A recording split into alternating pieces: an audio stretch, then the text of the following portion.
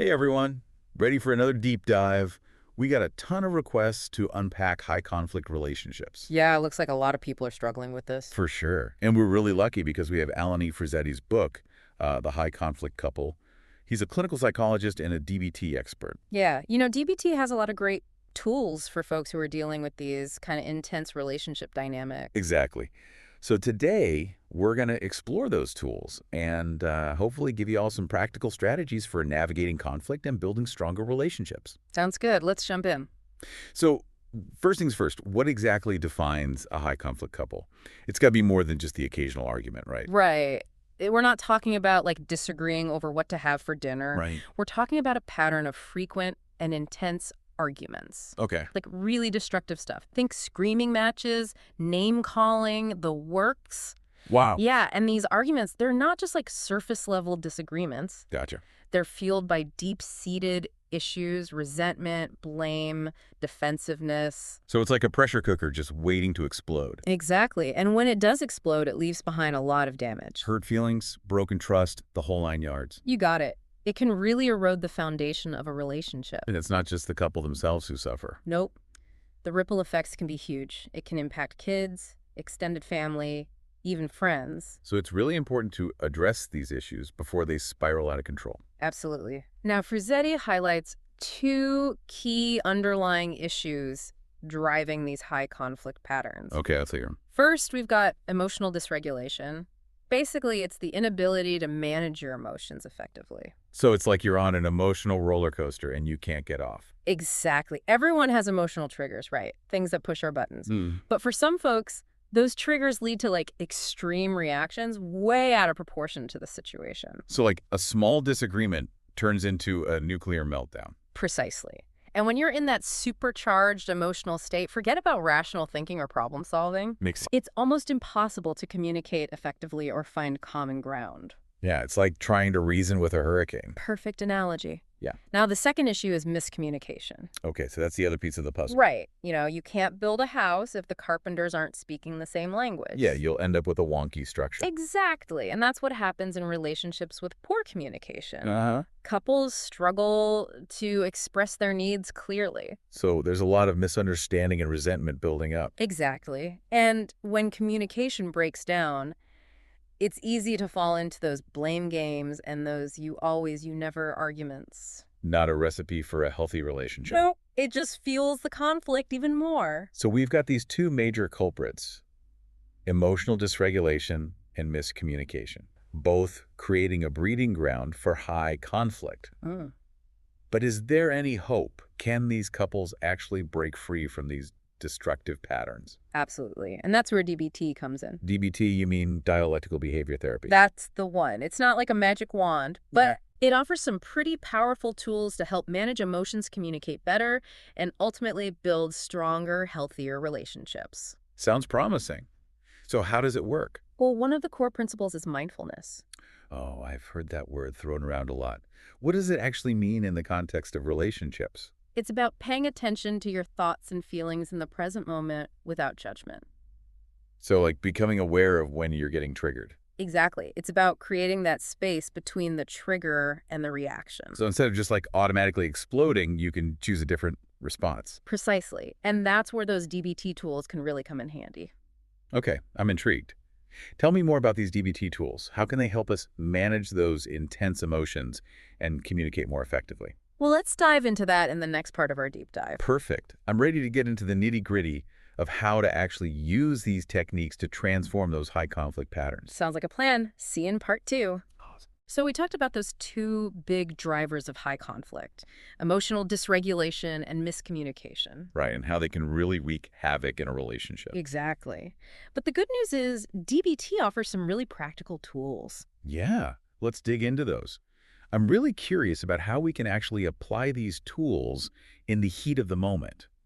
When things are getting heated. Absolutely. So imagine this. You're in the middle of an argument and you feel that anger bubbling up. That familiar feeling. Oh yeah, I know that feeling all too well. Instead of letting it take over, you take a moment to just notice it. You feel your heart racing, maybe your fists are clenching. You observe those physical sensations without judgment. So they're taking a step back from the emotion itself. Precisely. That's mindfulness in action. It's not about suppressing the feeling. Yeah. It's about creating that space to choose a different response. Okay, that makes sense. So you've noticed the anger, but now what? How do you actually manage it before you say or do something you'll regret? That's where distress tolerance comes in. It's like having a toolkit of strategies to handle those really tough emotions. Okay, I like the toolkit analogy. So what's in this toolkit? What are some of those go-to strategies? Well, remember that SOP skill we mentioned. SOP. Remind me. It stands for stop, take a step back, observe, proceed mindfully. Right, right. So simple, but so powerful. Just taking that pause can make a huge difference. Absolutely. And you can add other tools to your toolkit too. Deep breathing exercises are amazing for calming the nervous system. Or try progressive muscle relaxation. Progressive muscle relaxation. Yeah, it's like giving yourself a mini massage.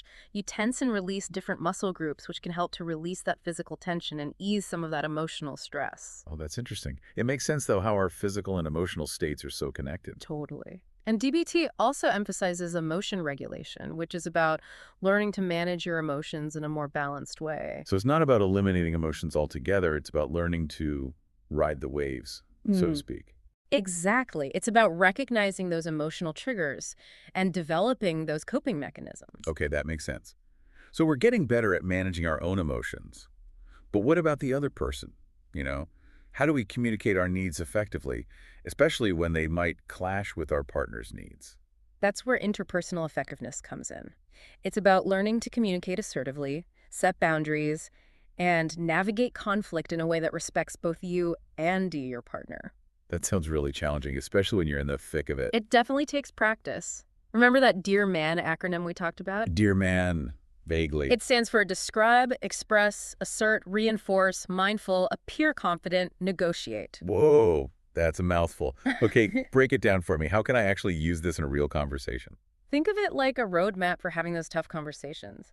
You start by describing the situation Okay, factually without judgment or blame. gotcha. Then you express your feelings using those I statements. Like instead of saying, you always interrupt me, I could say, I feel unheard when I'm interrupted. Perfect.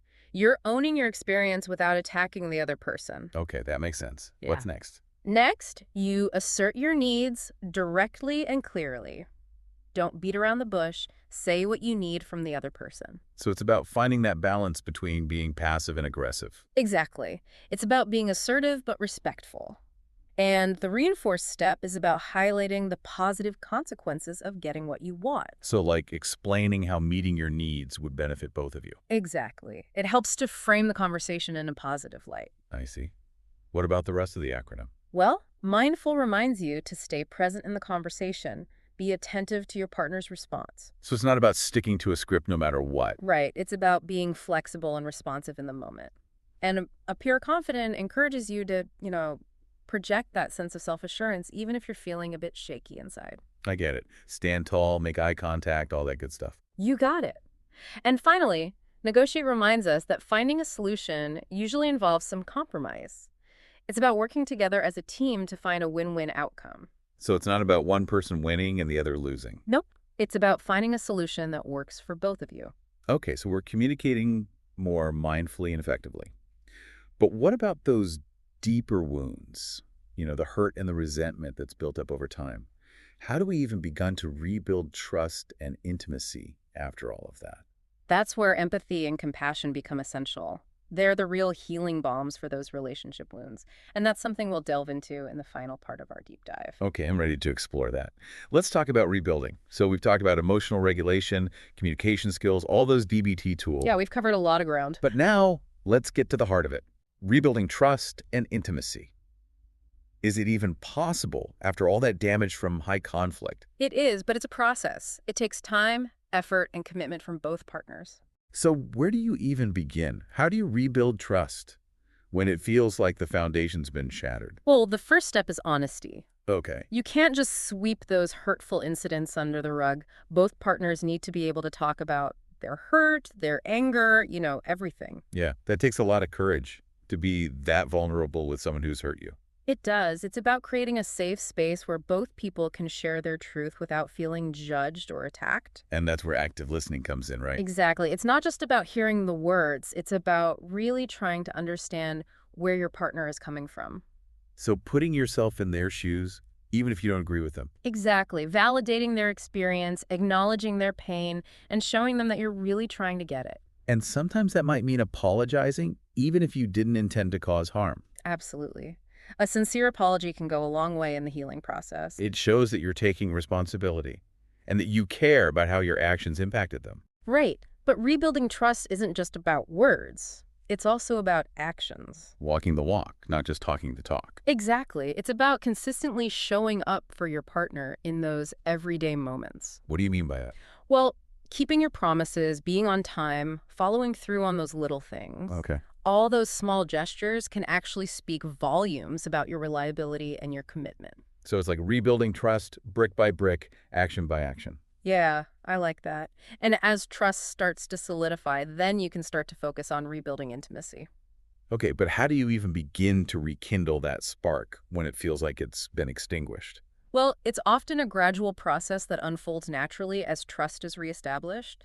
As that sense of safety and security returns, couples can start to explore emotional and physical closeness. And that might look different for every couple, right? Absolutely. For some, it might be just spending more quality time together, Right. doing activities they enjoy, cuddling on the couch, simple things. For others, it might mean slowly reintroducing physical touch, like holding hands, giving back rubs. So starting small and building from there. Exactly. It's about finding what feels comfortable for both partners and moving at a pace that honors their needs and boundaries. And remembering that intimacy isn't just about sex. Right. It's about that deeper emotional connection, feeling seen and understood by your partner.